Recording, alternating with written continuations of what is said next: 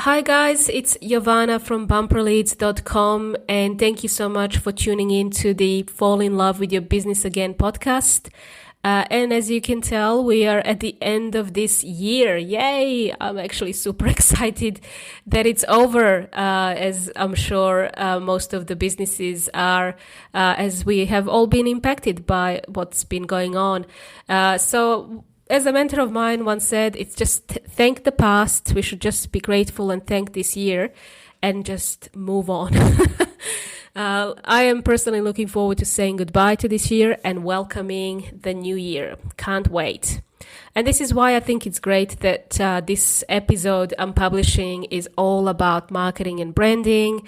I think it's the perfect time for us to review what we've been doing this year and how we can prepare and be better for next year and how we can grow our business next year. And I've got two guests, amazing guests today with me. They've both spent over 30 years combined in marketing and advertising. So I'm sure that we'll all be learning quite a lot.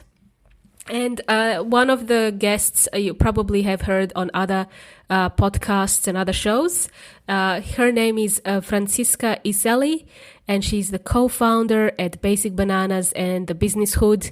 And I also have the managing director at the Business Hood, who is a global strategic brand consultancy and design agency. And Julia Brun is the head of that agency. They're both from Switzerland, so you'll hear a bit of an accent. So we're all a bit colorful in this episode. They're both Swazis. They call themselves Swazis.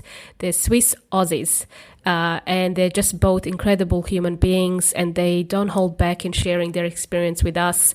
So today I actually have Milena and myself interviewing both Julia and Franziska, and we've been asking them some questions around what small business owners can actually do to grow their business and what they can do differently when it comes to marketing, what they should be doing.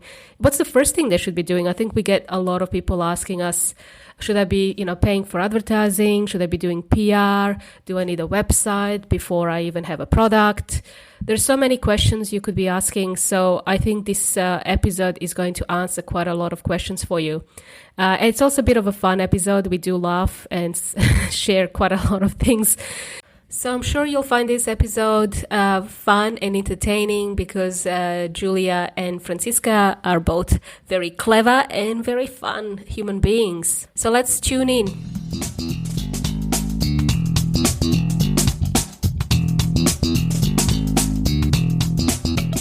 Before we tune into the show, I wanted to let you know about a free resource you can download from our website.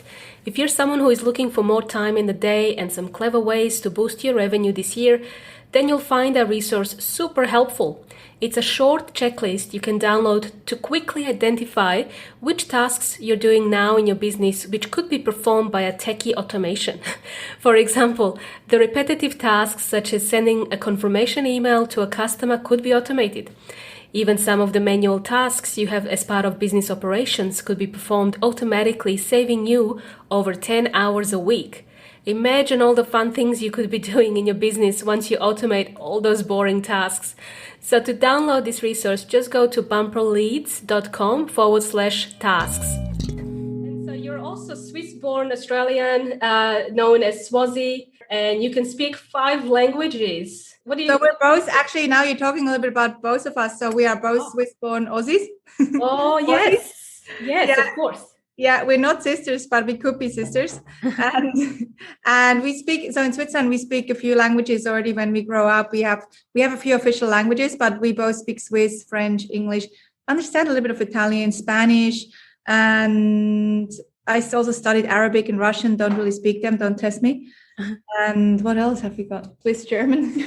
How many languages? Dialect of our Swiss language, which is always quite entertaining. Well, yeah, we can speak Russian as well, a bit of Russian. I thought that. Yeah, I thought, don't test me. Okay. All I know is how Меня zовут Franziska, я тебя люблю. Ah, okay. I can say na zdrowie. Na zdrowie, of course.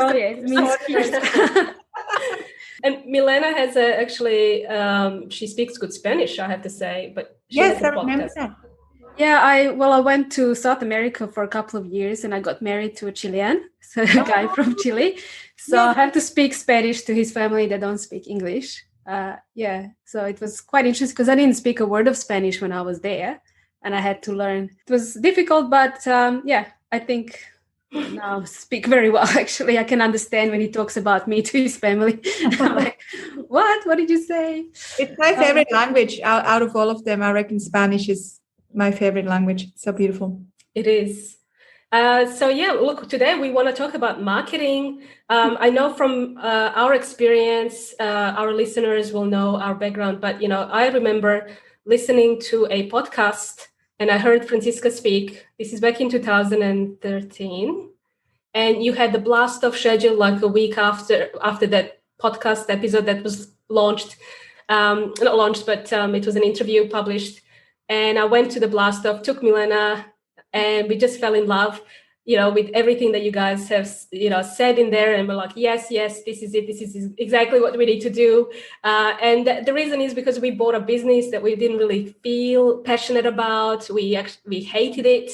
And we needed a way to find a way to renovate it or to make it ours. And I think you guys have helped us do that very, very quickly. And we were able to sell the business very quickly as well. But eventually, I think for us, Milan and I, we just remember that we both fell in love with our business after going through the Clever Bunch. We just fell in love with our business and marketing as well, because I didn't know about marketing before I even, found out about Blast Off and Basic Bananas. So can you tell me more about why do businesses need to think about marketing? And will it really help them fall in love with their business like us?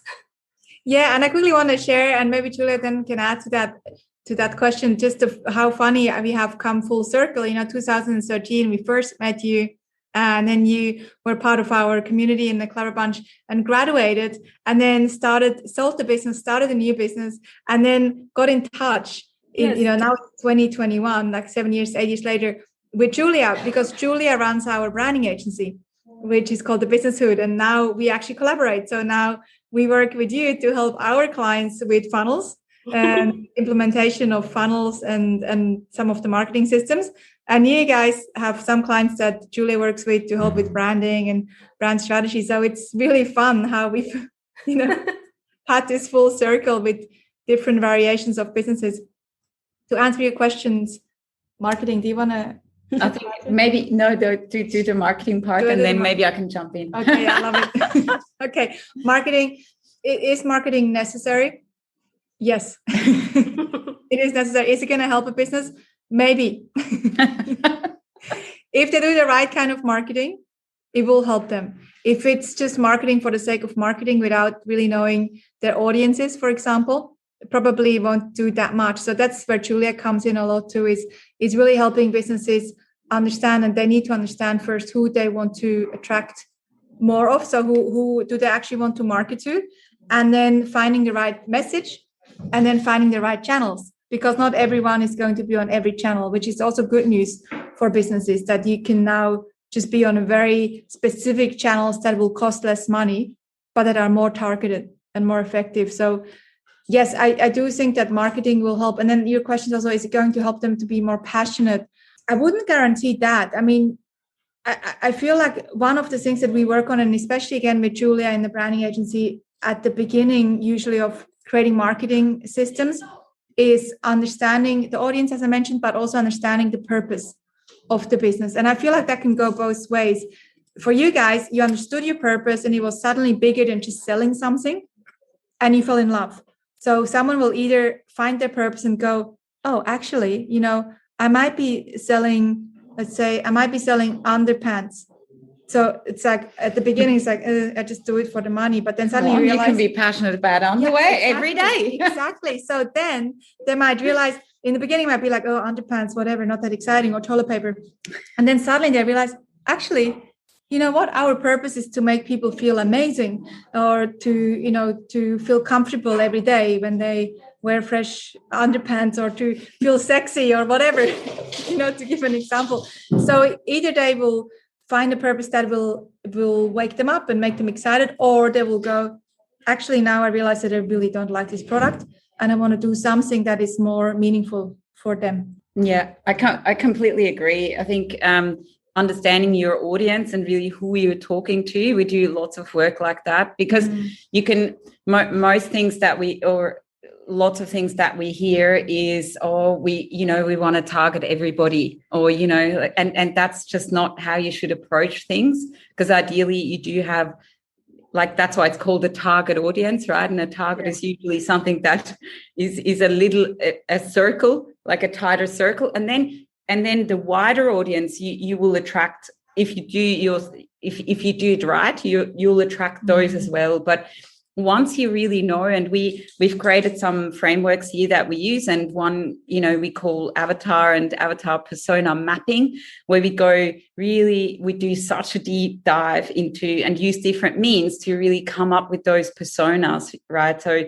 whether that's surveys or, really interviews, or whether that's also, thinking about next to demographics, psychographics, and where do they hang out and what do they really love doing in their free time. And there's different means on how to find out that those insights, essentially. And then you've created those avatars, and they're actually they become really real. We even add photos to them. We give them names. They all have a purpose, right? Again, it's purposeful, I guess, finding out who your audiences are, and it's actually quite fun. And that is a fun bit. But then you can target your marketing and also the way your brand should feel and should look like to that audience, because we do it all for the audience, right? It's just you guys as well, hopefully, out there. Do you think that that what you've described about targeting that small audience first?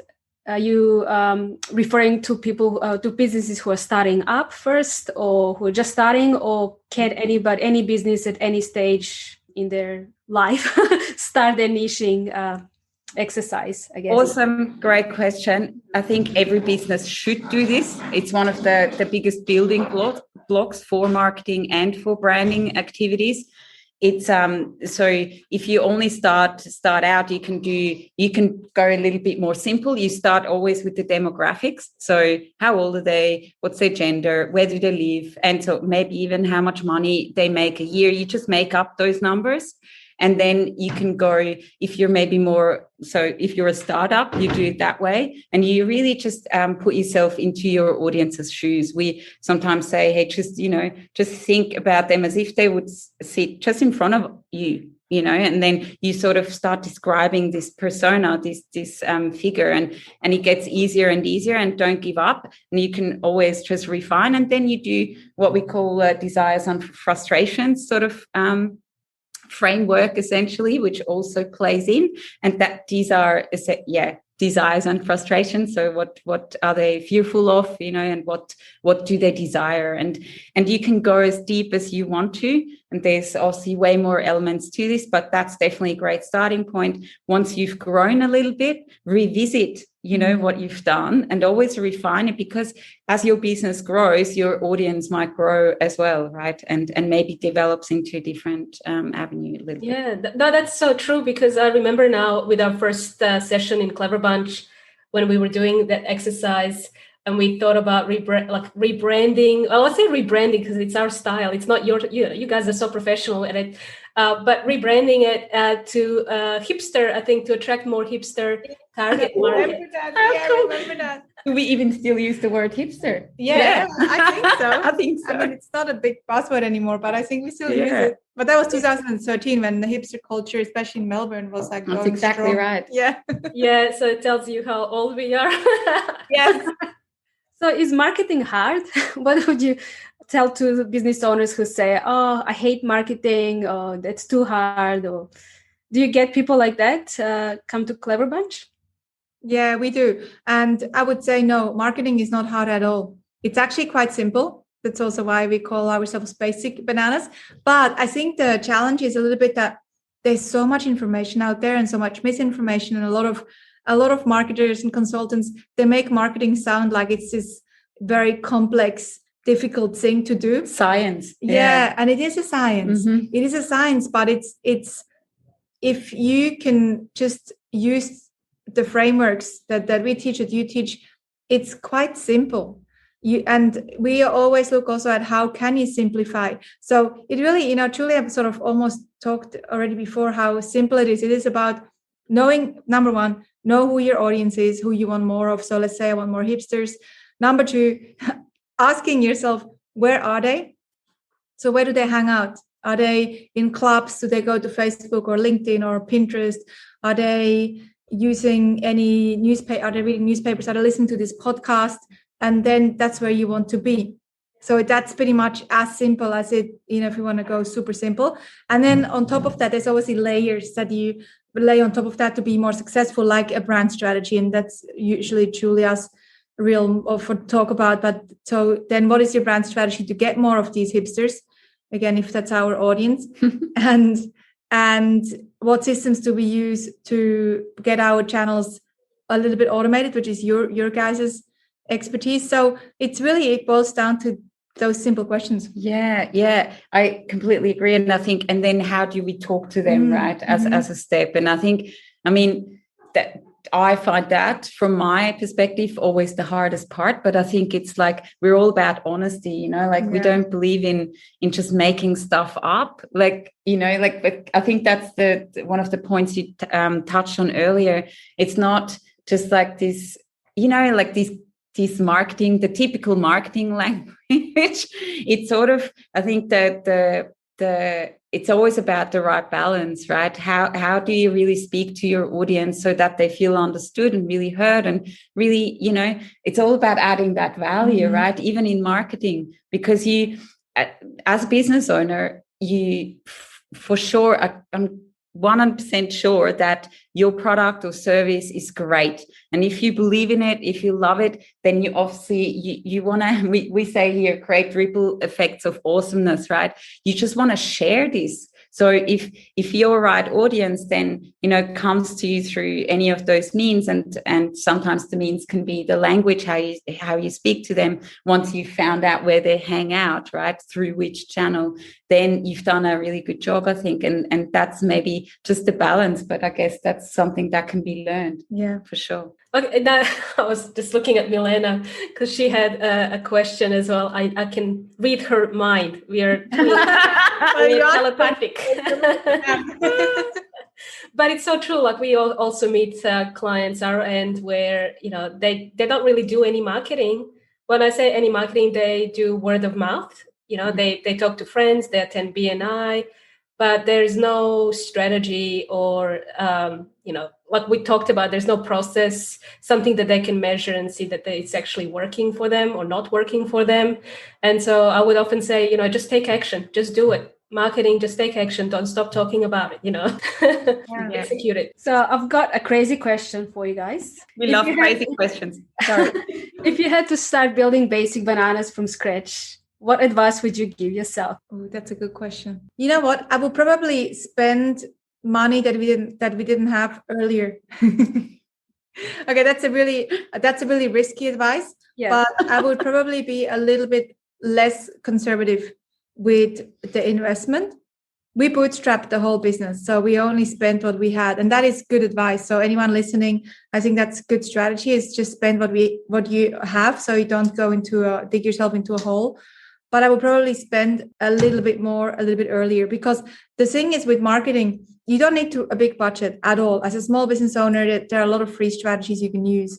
However, if you do have a little bit of a budget to spend on paid channels, such as paid social media advertising or Google or remarketing, although that's changed a little bit now, it's just will accelerate the growth a little bit faster. So I think I would invest a little bit of cash a little bit earlier. If there is, for example, that cash coming in, with clients, at least take in the beginning, maybe take half of that if it's possible and put it back into marketing, if that's possible, without digging yourself into a hole. We were a bit more conservative, and that's okay. It just means a little bit of slower growth. Oh, that's a great advice.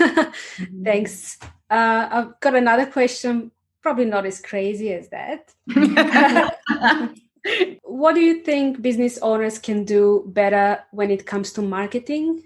in your time working with business owners right now, I don't know how many business owners you've actually helped, but what is one thing they could do, to help them with marketing their business? It's and we've worked with thousands and thousands of businesses across both the businesshood and basic bananas. And I think that, and Julia might have also a different spiel on this because she sees different businesses than we also see at Basic Bananas.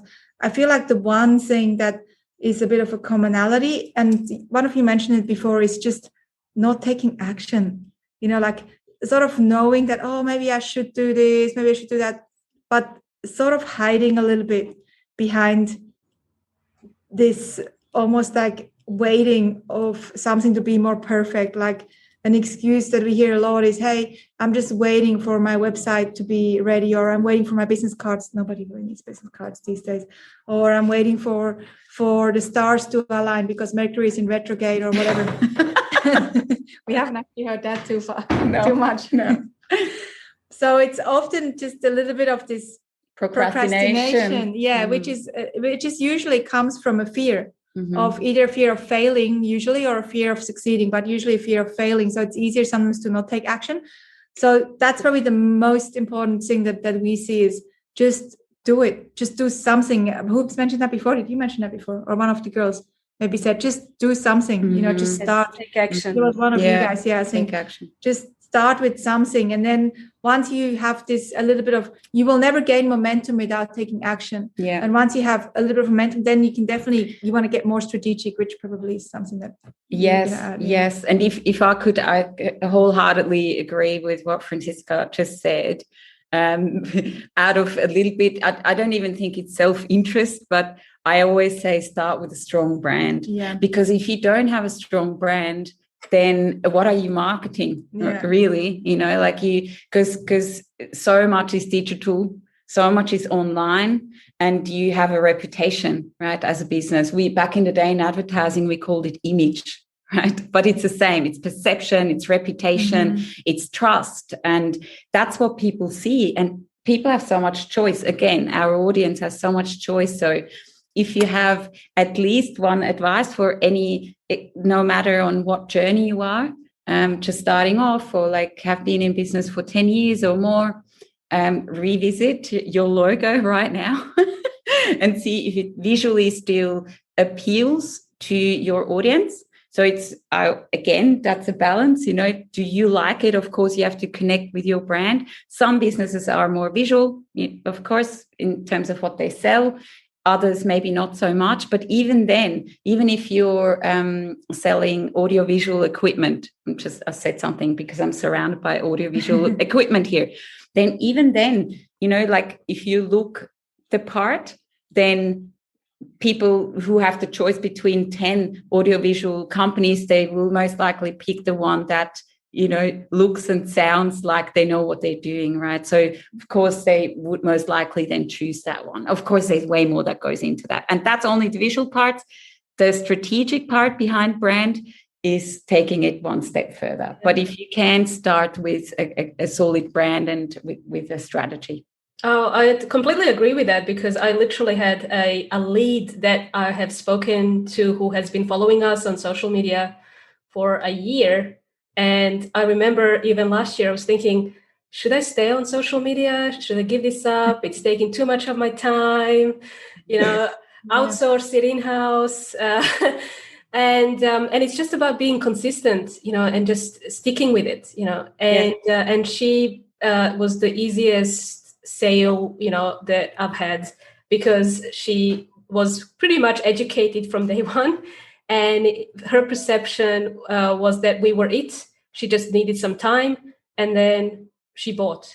So it's exactly like branding. I always say branding is the biggest. I mean, it's your equity, it's your asset. We also meet clients who do drop shipping a lot, e-commerce drop shipping, and they just churn products. Transactional stuff, and when you see something that is branded, you see it's like chalk and cheese. It's very, very different, and you can charge more as well. Yes, And it's a very interesting because, you know, when I'm not saying that these are not good businesses, but when Julia said before, because Julia is good cop and I'm bad cop usually, and Julia made a comment where she says, you know, I'm sure every single business has, you know, they're passionate about the product and they care. And I don't actually think that. There are a lot of companies like the drop shipping ones often that will just go to China, find a toilet brush, you know, make it in a factory where people don't have the great working conditions, and then it's made from plastic. They'll sell it on Amazon for a profit, and all they do is that they don't have a brand. They don't build a brand. They don't have this asset, and that's a business that is very risky because as soon as someone else comes in with a cheaper toilet brush, that other toilet brush is not going to work anymore. Whereas, as you say, you know, and as Julia mentioned, if you have a proper brand, an asset, then it doesn't matter if these other cheapos come in. It doesn't really matter because you're not competing with them because you're providing something more than just a product or service. Agree. I just wanted to go back to what Julia said about, you know, brand, and then you mentioned logo. When businesses go through that rebrand or think about their logos and things like that, do you think it's a good idea for business owners to involve customers when they are going through a rebrand, for example? It's a great question. Yeah. It can go. I personally think everybody has an opinion, right? So, and branding is also a science, essentially. So there's a lot of thinking that goes into creating a solid logo or a solid brand. So I find it sometimes a little bit, I wouldn't involve customers in the logo design process, for example. Once you maybe go out and create, like you've created the logo, the new brand refresh, whatever you call it, then you created 3 different T-shirts, then you're ready to ask your customers or your audience, hey, which one of those 3 T-shirts that you've branded with the new brand would you like?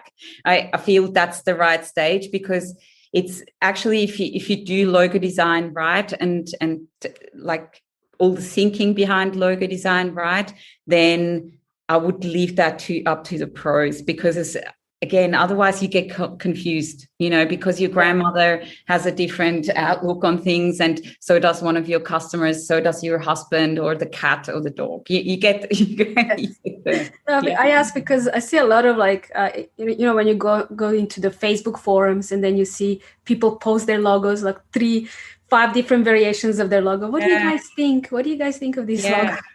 No, look, it is a great question, and if you want to do that, and if it gives you more confidence, then feel free to do that. Yeah. But if you work with somebody that you trust, that you know they're doing a good job, and because if you only see the end result, you don't even know what the thoughts, the strategy behind this logo is, right? A logo can hold so much meaning that we maybe even see on the 2nd or 3rd or 4th view, sort of thing. But that it's okay, but I wouldn't necessarily do that. You know, I'm going to get to your crazy questions. I'm going to say a crazy thing. One of my friends, she always says, opinions are like assholes. Everyone has one. And it's a little bit that, you know, when it comes to getting feedback on your logo, and we get this sometimes in the branding agency, you know, someone says, well, I asked my grandma and my uncle and my cat about this, and they say this, and we're like, yeah, but they're not your audience. You know, like, it doesn't really matter what they think that much. It's your business, and you also have to connect with it emotionally. And then if you connect with it as a business owner, it'll be a lot easier to get it out there in a way that other people will connect with it. Mm-hmm. So it sounds like maybe our listeners really need to talk to you then about getting their marketing sorted. How can they reach you? Yeah, good question. So for both of us, I would say for Julia, if you want to email studio@basicbananas.com.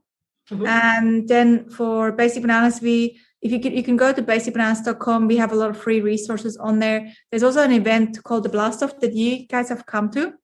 We now run it virtually because Melbourne is constantly in lockdown. And Sydney is out and in and out of lockdown, same as a lot of people. So we are sort of just running it virtually. So anyone from anywhere in the world can come. And the link to that is basicbananas.com/virtual summit.